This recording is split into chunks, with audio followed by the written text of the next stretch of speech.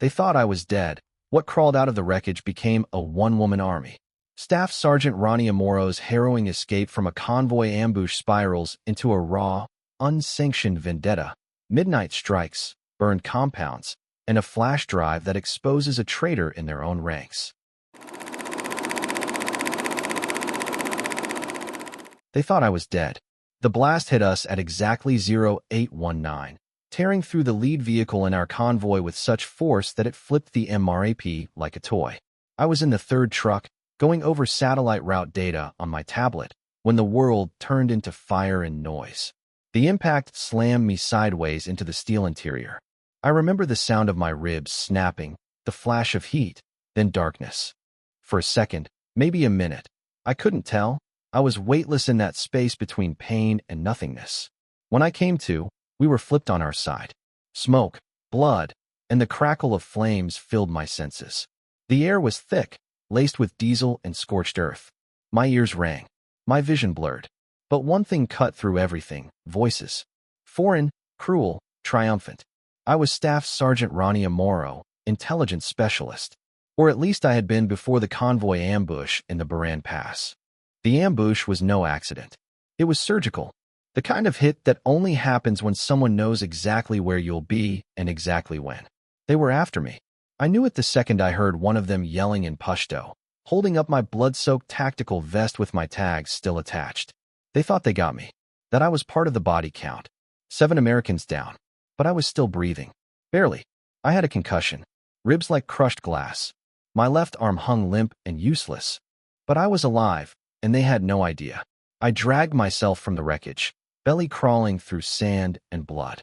Every movement sent shockwaves of agony up my side, but I pushed forward, inch by inch, toward a cluster of rocks about 30 meters out. I moved slow, staying low, listening to their voices. 14 of them, maybe more. I counted by the footsteps, the shouts, the laughter as they executed the wounded. That rhythm, the double tap of close-range gunfire, I knew it too well. They weren't just looting. They were cleaning up, making sure no one got out alive. I made it to cover, just barely. Through a slit in the rock, I watched them celebrate, posing with the remains, taking pictures. I saw one of them with my dog tags. They were so sure I was gone. Good. Let them believe it. Because I was already making a plan. I would wait, heal enough to move. Then I would come for them. Every last one. They thought they killed Rania Morrow. But they made something worse. They made me a ghost with a memory and a mission. I waited until they were gone. Another 30 minutes after their trucks rolled away, engines echoing through the canyon, just to be sure. The wind picked up, sweeping away the smoke, but not the smell. Burnt gear. Burnt flesh. I forced myself to crawl back toward the wreckage. The pain was something else. Breathing hurt. Crawling hurt. But stopping wasn't an option. The second truck was still burning. The seventh had flipped onto its roof, silent and still. I moved through the wreckage like a ghost, scavenging. I found an M4, still loaded, 2 full mags. A knife. A small medkit that hadn't caught fire. And most importantly, a damaged but still functioning field radio. Then I found Major Hall. My CO. He was pinned under twisted metal, shrapnel everywhere. His eyes fluttered open as I slid in beside him. Morrow, he croaked. I saw them take your vest. Thought you were gone. Almost was, sir, I said. But not yet. I did what I could with the medkit, bandaging wounds I couldn't begin to fix properly. He was in bad shape. I knew he wouldn't make it long without evac, and we were hours from any help. They're coming back, he whispered. Heard it on the enemy comms. After nightfall. To wipe us completely. How long? 6 hours. Maybe less. Then his hand clutched mine, surprisingly strong despite the blood loss. Rania, they didn't just stumble on us. That route you filed yesterday, someone leaked it. They knew we'd be here. I went still. Ice in my veins. Who? No idea. But someone at HQ. They wanted you silenced. You're the only one who linked that safe house chain back to their command structure. You know too much. He fumbled in his vest and pulled out a flash drive. Pressed it into my palm. Everything you found. All the intel we compiled. Take it. I'm not leaving you. You drag me, we both die, he said, voice sharper now. You've got the data. You know the faces, the locations. Get out. Find them. Burn them down. I swallowed hard. My throat felt like it was closing up. They killed my Marines, Morrow. Don't let that go unanswered. He closed his eyes then, breathing shallow, waiting for the end. I stayed for another minute. Just one. Then I whispered, I'll make them pay, sir. I swear. I left with the rifle, the knife, the medkit, and the drive. And my fury. The sun was starting to drop behind the ridge by the time I got clear of the site. Every step was a war against my own body. My shoulder was barely working, my ribs ached with every breath, and my head still rang. But I didn't stop. Not until I reached a small cave carved into the canyon wall about 3 clicks away. It gave me cover. Elevation. A view of the black smoke still rising from the convoy. I sat there as night fell, clutching the flash drive, listening to the distant hum of engines returning to the ambush site. Just like Hall said, they were back, checking for survivors. I opened the radio. Barely functional. No long-range signal. But maybe, just maybe, I rewired the battery leads. Cross-routed the antenna. It sparked to life, just enough for one burst. I keyed the mic, Bravo 6 actual Kia. Convoy destroyed. Grid Echo 3746. Survivor 0. Except Morrow. Ambush was targeted. Intel compromised. Enemy command locations confirmed. Commencing direct action. Morrow out.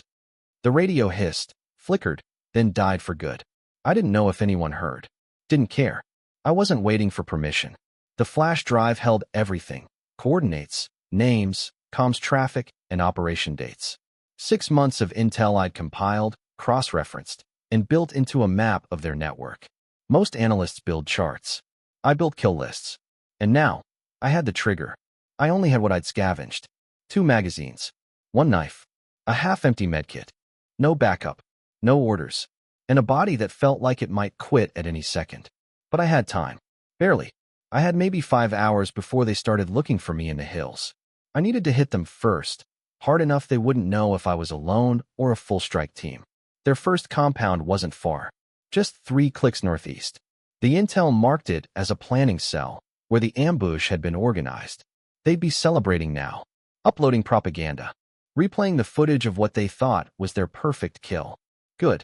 Let them toast my death. I approached from the high ridge, picking my way slowly across loose rock.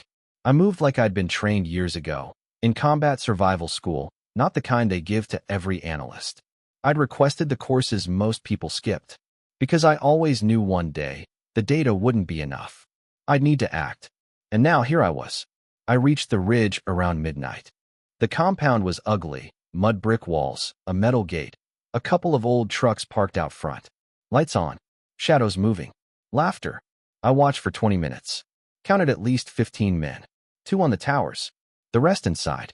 They had guards, but they were lazy. Confident. Why wouldn't they be? They thought their biggest threat was already in pieces back at the convoy site. I slid into position, lying flat, aiming downhill. I had to make every shot count. No room for misses. No second chances. I took a breath, held it, and squeezed. The first guard dropped instantly, top of the tower, headshot. His partner turned, confused. I put one through his chest before the body hit the floor. Panic hit fast. Men ran outside, some with rifles, some without. They shouted in Pashto. No one knew what was happening. I kept firing, short, deliberate bursts. Took down 3 more before the rest ducked back inside. Then I moved. Fast. Relocating 100 meters along the ridge before they could get a fix on my position. Rule 1. Never shoot too many times from the same spot. You become a target. Sure enough, a minute later, a technical with a mounted machine gun tore out of the gate, spraying the ridge where I'd just been. Wild, panicked fire. I waited until it slowed, then shot the driver through the windshield. The truck veered, slammed into the outer wall, and caught fire. The blast lit up the courtyard. I could see their faces now. Fear. Confusion. Good. They didn't know how many of me there were. They just knew someone was out there who wasn't supposed to be. I didn't stay. As the compound burned and fighters scrambled, I slipped back into the rocks and disappeared into the night. 7 targets down. 2 confirmed wounded. And a message delivered. You missed one. By dawn, I was already gone. I moved fast, slower than I wanted, but fast enough to stay ahead of them. My ribs screamed with every breath. My shoulder throbbed. The medkit was almost empty now, just a few strips of gauze and painkillers that barely dulled the fire inside me. But adrenaline was its own medicine. I hit the second site just before sunrise, a weapons stash hidden in an abandoned schoolhouse 5 clicks south of the compound I'd lit up. According to my intel, they used it as a drop point. Ammo, rifles, explosives. Unprotected, with only a few guards. I got in close. Knife work only. For men. 2 outside. 2 dozing inside near crates stacked with AKs and mortar rounds. I watched their patterns, waited for the timing. Slipped in and took them out, silent and fast. Blade to throat. No time to scream. Then I set the charges. Built from scavenged gear, fuel from a wrecked motorbike, and just enough spark to ignite the ammo inside. I walked away as the blast lit the early morning sky orange. That was 8 dead in less than 12 hours. They still didn't know who I was. The third site was a meeting point, a rundown building where enemy commanders met to plan ops. I knew it from intercepted comms. I didn't have time to wait for all of them. But I arrived midday and caught a lucky break. 5 targets, 3 inside, 2 at the gate. The front 2 never saw me. I approached from the blind side, rifle steady. 1 shot each. Inside, they panicked. I stayed outside, taking a window position. Dropped 2 more as they tried to flee. The last one bolted through the back door. I let him go. He'd spread the word better than any radio transmission. By dusk, I was a myth. They started calling me a ghost. Some said it was a special forces unit. Others whispered something worse, a survivor. A woman. The one they thought they'd already buried. They had no idea how close they were to the truth. I wasn't just surviving. I was hunting. For 48 hours I stayed on the move. Hit 3 more sites, ammo dumps, supply trucks, checkpoint stations. Always alone. Always 1 step ahead. I used every skill the intel world ever taught me. Pattern analysis, route prediction, signal triangulation. I read their movements like a book I'd already written. Each move cost me. My vision blurred from the concussion. My side felt like it was tearing apart. I was sleeping in 30-minute chunks, eating scraps. Hydration was a joke. Infection was creeping in. But I couldn't stop. Because I could still see Hall's face. Still hear him ordering me to make them pay. And I wasn't done yet. By the 3rd night, my body was near collapse. I hadn't eaten a full meal since the ambush. Water was whatever I could scrounge from canteens or muddy streams. The painkillers were gone. My shoulder was worse. I couldn't lift my left arm higher than my waist. Every breath rattled like broken glass in my chest. I figured I had 1 strike left in me. Maybe 2, if I was lucky. But I wasn't alone anymore. A recon team of Marines stumbled into the aftermath of my last hit. A torched checkpoint, bodies cooling in the dust, rifles still loaded, truck tires melted to steel. They were spooked. Not by the enemy, but by the efficiency of the scene. American style, one of them said. But no team was cleared in this sector. I watched them from cover. Studied their gear. Their movements. No sign of enemy tricks. No mismatched patches. No irregular patterns. Legit. So I stepped out. Rifle lowered. Bloodied, limping, but standing. Their lieutenant, a young guy, clean gear, fresh scars, stared at me like he'd seen a ghost. Staff Sergeant Morrow, he asked, voice hoarse. That's me. They said you were Kia. We got your tags. Enemy posted pics. Claimed they got the whole convoy. They claimed wrong. I didn't waste time. I asked for resupply. Med support. Food. And then I gave him the drive. This has the last known location of Rashid Kawari, I said. He's the one who planned the ambush. You want payback? That's the way. The lieutenant frowned. Ma'am, you need a medevac. You're barely upright. I'm not leaving. With respect, you're not in shape to finish this fight. I'm not asking for permission, I told him. You can help or stand down. But I'm going after him. He looked at his men, then back at me. Then I guess we're coming with you. I wanted to argue, to remind him that command would never greenlight this, that I was already too far over the line. But I didn't, because I wasn't alone anymore.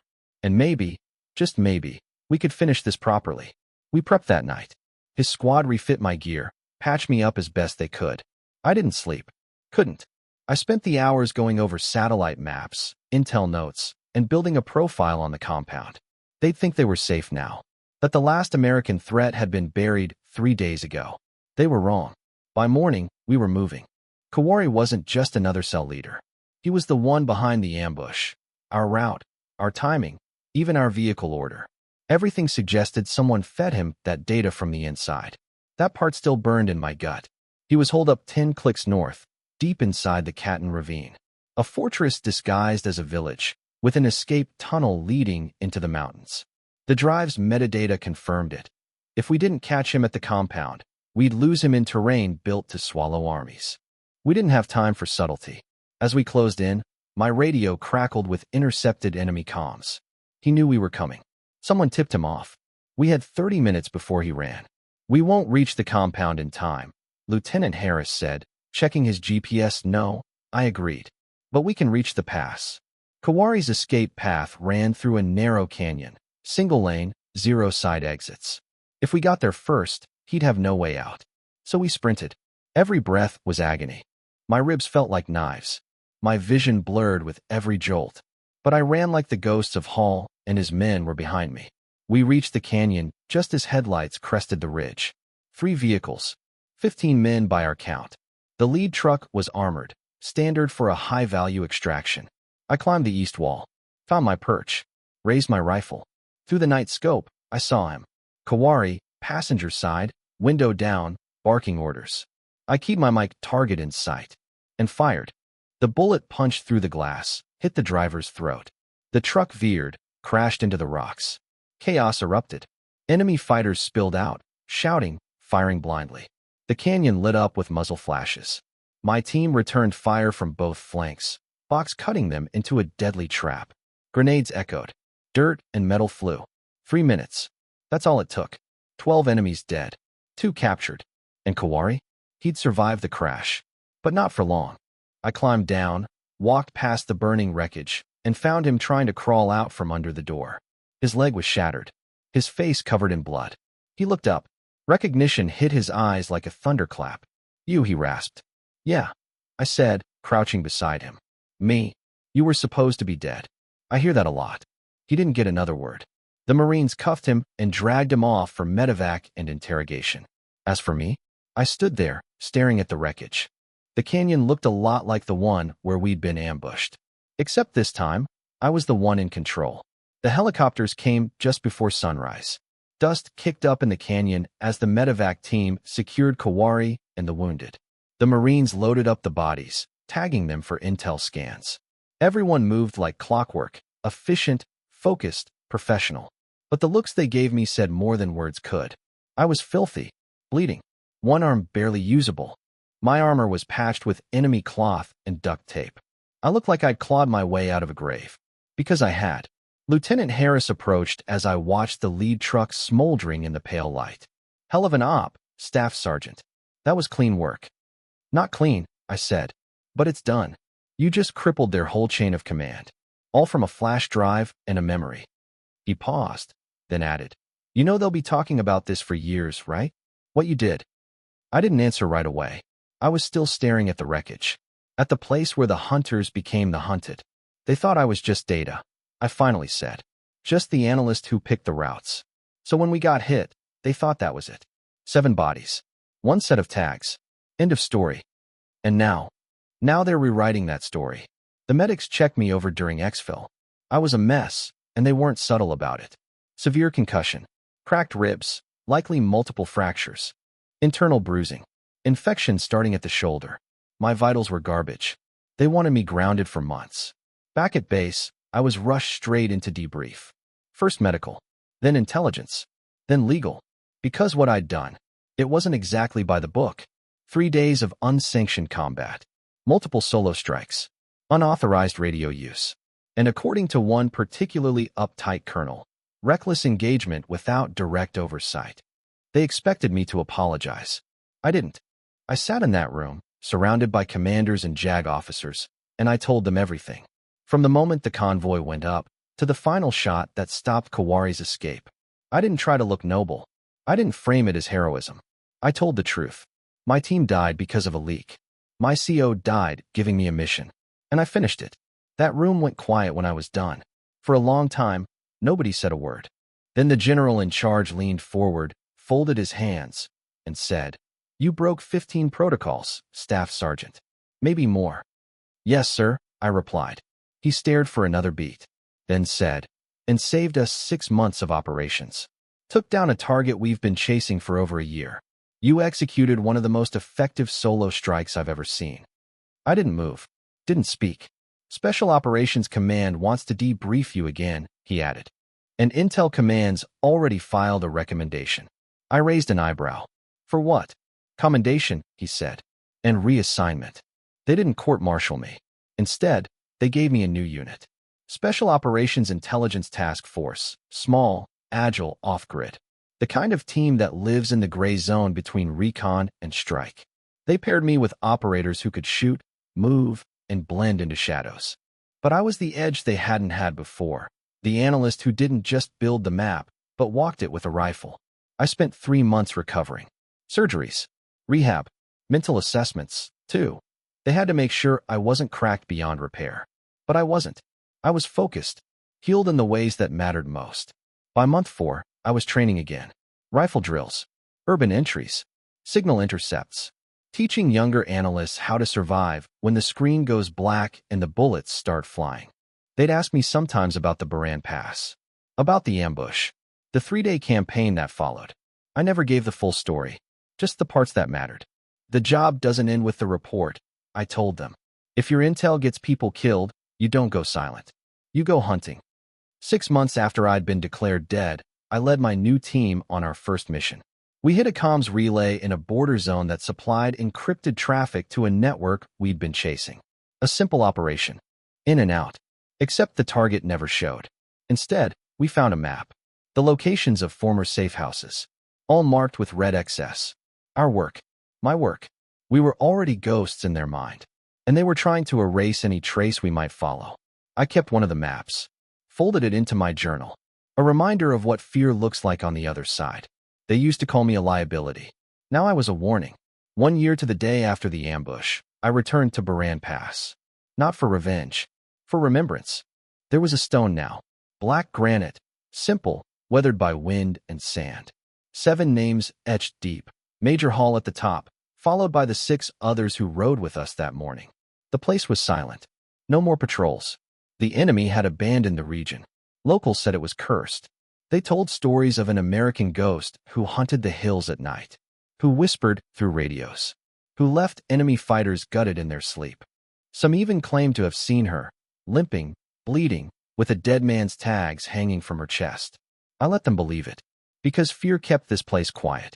Fear gave the fallen some peace. One of my newer analysts, Corporal Reyes, approached me carefully at the edge of the clearing. He was sharp, loyal, and always listening more than he spoke. "Ma'am," he said softly, "locals won't come within 10 kilometers of this site. They think the spirit of an American soldier still hunts here." I didn't answer right away. Instead, I stepped forward and touched Hall's name. "You know," I finally said, "they tell us intel is the safe job, that we sit behind monitors while others do the dying." Reyes nodded. He'd heard it too. But Hall taught me something different. I continued. "When bad intel gets your people killed, you don't just fix the mistake. You answer for it." I turned, facing him. "You show them that we don't die quietly. That ghosts are real. And some of them carry rifles." He stood there in silence for a moment, then said, "They thought you were just another casualty." "They were wrong," I replied. And 30 men learned that lesson far too late. They called it an anomaly at first. An intel specialist with a kill count. A survivor who turned a massacre into a one-woman campaign. A ghost who refused to die, refused to be erased. But it wasn't an anomaly. It was what happens when the enemy forgets the most important rule of war. Always confirm the kill. In the months that followed, I led our unit across 3 countries. We dismantled networks before they could act, severed comms lines that fed ambushes, and turned informants before they ever betrayed us. I taught my team to think like analysts and move like ghosts. We hunted because we understood the cost of inaction. And every time we hit a target, every time we left nothing but ashes and silence behind, the stories grew. They weren't about me anymore. They were about the idea of someone like me. Someone they couldn't stop, couldn't predict. Someone who knew everything and had nothing left to lose. Back at command, the old guard still debated my file. Some called it recklessness. Others saw the results and kept quiet. But the one thing they all agreed on? The ghost was real. I've kept Hall's tags. Not mine, his. Twisted and charred. A reminder that someone trusted me with a mission, and I saw it through. That revenge, when forged into justice, becomes something far more dangerous than rage. And when new analysts come into the unit, fresh and uncertain, I tell them this. Never assume safety. Never believe your job ends with data. And never, ever, leave your people behind. Because sometimes, the ones you think are statistics aren't. Sometimes they crawl out of the wreckage with your entire network in their heads and a list in their hands. Sometimes the ghost isn't a legend. She's real. And she's coming. Thank you for watching. Have a great day.